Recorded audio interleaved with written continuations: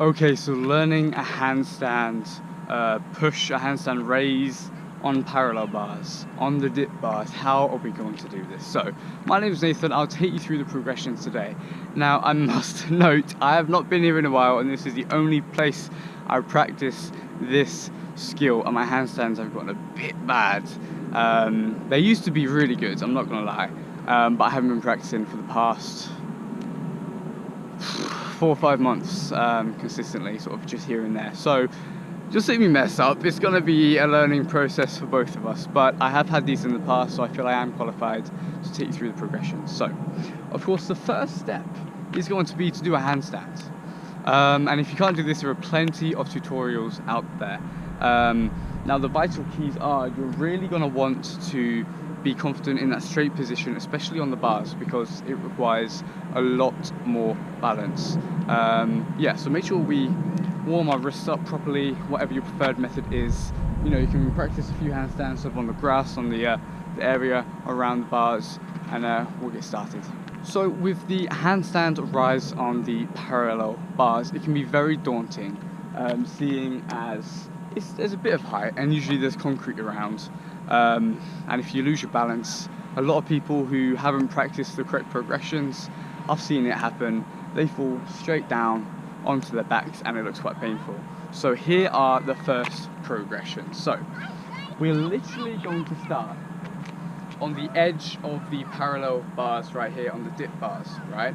We don't want to be so far back, because if we do go forward too much, you know, we want to be able to cartwheel out, and I'll show you that in a second. And if there's not enough room, we can hit ourselves on the way down. And we don't want to be too far forward that we can't walk a little forward and adjust our grip if we need to in the handstand. So literally we're going to find you know, a good position, probably about half a foot, about 6 inches or so back on the dip bars.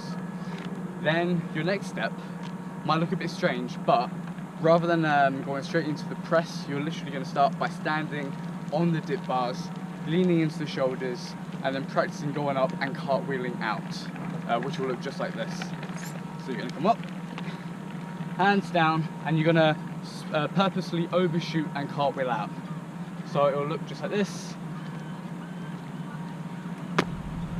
just like so. And get used to doing that quite a bit in the beginning, just so you're confident. You can do it both ways, because more often than not you're going to overshoot if it's going to be any bail. So practice that a few times and get used to it, because when we start practicing the actual raise, we can just, tip forward quite a few times perfectly fine. So we'll do that a few times.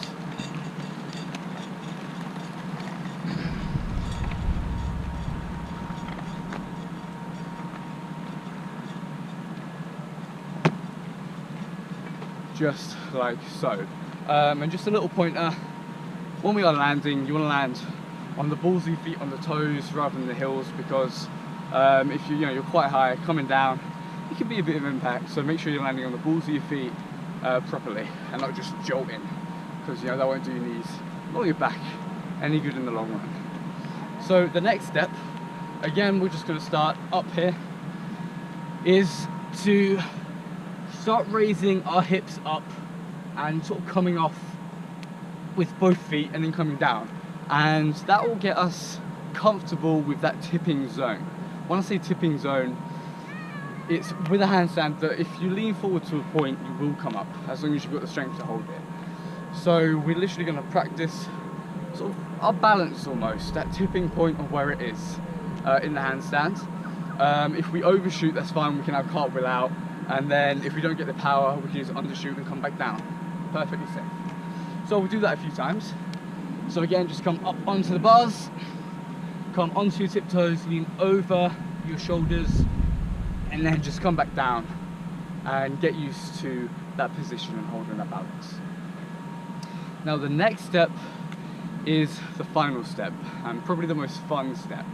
The amount of times I've been at this step again and again and again. Yeah, so it's literally going to be the hop from that tipping point. If we haven't got the strength in our arms to push up, or if you're a bit too scared to, because I know a lot of the time if we do lean forward, if it's a bit too much, we can, you know, lose the strength and fall forward. So this is a nice in-between of sort of hopping from that tipping point and raising our legs. Again, if we overshoot, we can cartwheel out. If we undershoot, we'll just come down onto the floor, no issue. And this is literally the practice right now. So we'll do that as many times as it takes until we get the handstand.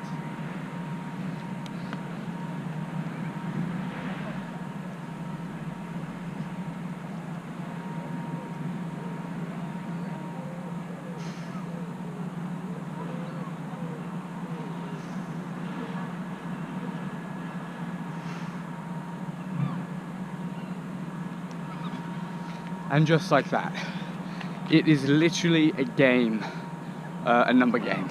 The more times you practice, the more you do it, the easier it's going to be. It's as simple as that. It takes a lot of practice, but once you get the hang, it becomes quite easy. And yeah, so until next time, peace.